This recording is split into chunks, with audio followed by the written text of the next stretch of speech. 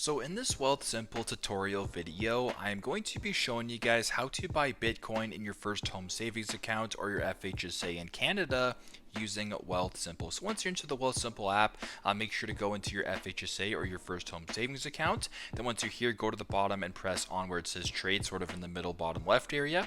Press on trade.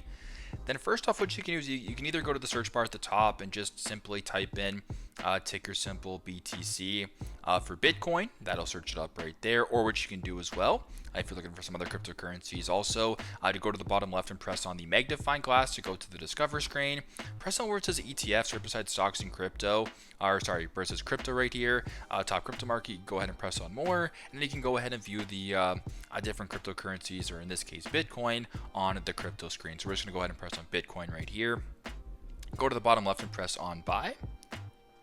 Now at the top, you actually have a market buy right now, but if you want to change that, go to the top left, press on market buy. You can limit buy or recurring buy, whatever you want.